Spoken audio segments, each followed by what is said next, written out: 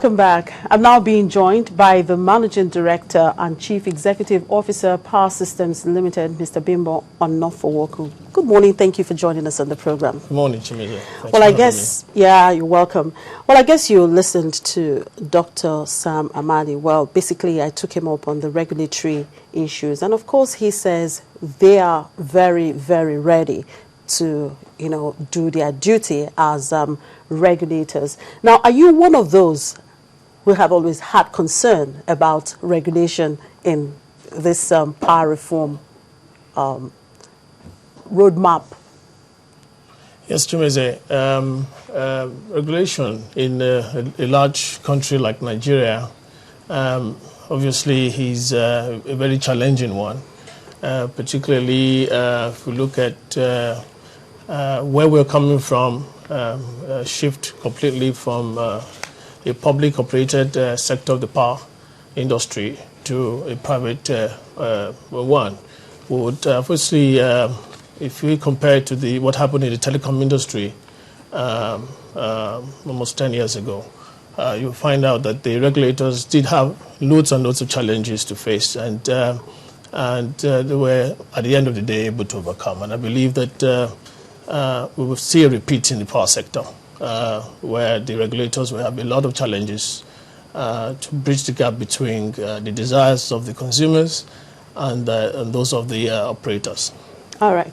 Now, well, it's one thing for us to say, okay, we have achieved the privatization of PHCN, but there is also the issue of labor. Although the Dr. Sam Amadi, of course, says that some of these, or most of them, have actually been paid off and all that. But, I mean, would that be all? Is that it? Well, there are two sides to the coin. Severance package being made paid, that is being popularly publicized as being paid. By the time you talk to the PSCN management and staff that are currently still employed, they will tell you they have not gotten these funds. But by and large, from the figures that we see expected to be paid, the 75% remaining to be paid by the bidders will come up to about 340 billion naira. And from what we have outstanding as at the last time we checked, it was about 115 billion outstanding severance package to the staff. And I think, and since the regulator himself has spoken today, part of the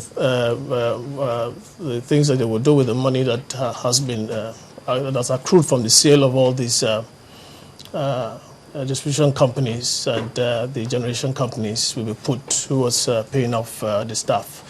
And once they are paid off, I believe, that side of the coin is sorted out. The other side, of course, will be the way forward. The people who have taken over, are they going to retain? Are they going to await a transition period to simply ease them out? And that also will be a very challenging period for the people who take over, because you need to retain them, at least to completely take control before you allow people to begin to leave the existing companies, generation companies, and the different companies right now. Yeah, well, because this whole thing is likely going to, force a lot of people into the job market again. And don't you think that's going to be a challenge for even the economy in general? We're talking about unemployment rate already, No, I do not think so. I think what you would see is that there will be a change in the spectrum of those who will lose job, and there will be, of course, some also a new intake of those who, because you see, there's change. Change has to happen. You need to. There's a lot of people who already are moving towards retirement in PHCN right now. So you see a lot of those people going away, and then you will see fresh employment from people who have got qualified and, of course, have the experience to join PHCN under the new dispensation. All right. Now, would you say that the privatization of PHCN is the answer to the nation's power problem? I would say 101%, if possible to say that. Yes, Why? It is a solution, because what if we've been doing something for over 50 years and it hasn't gotten us to our desired place, why don't you try something else? I don't think it's going to get worse. It can only get better. All right. Now, we've been talking about, exploring alternative energy source. Are we really doing enough in that area? Yeah, well, alternative energy,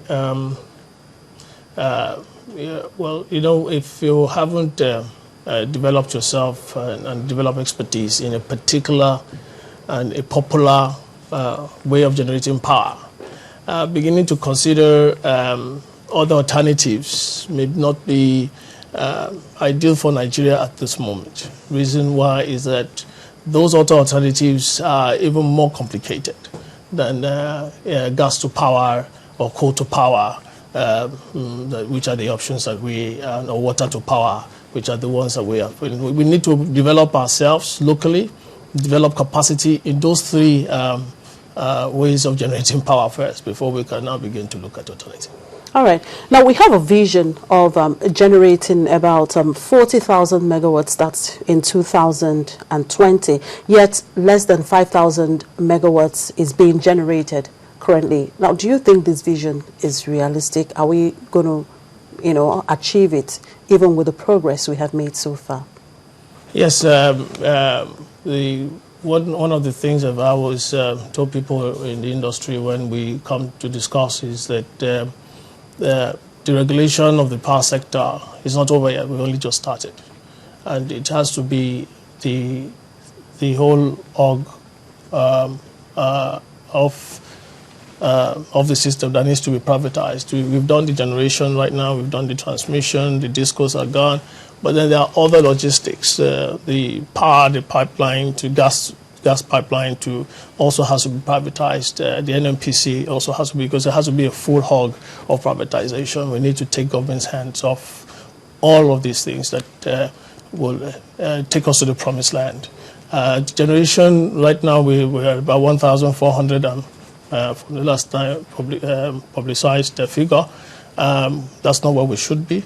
And once the new owners of these